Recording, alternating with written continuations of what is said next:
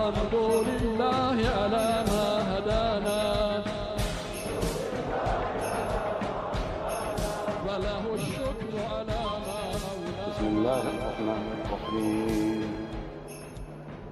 سبح اسم ربك الأعلى الذي خلق فسوى والذي قدر فهدى والذي أخرج المرعى فجعله غثاء أحسن. نذكرك فلا تنسى إلا ما شاء الله.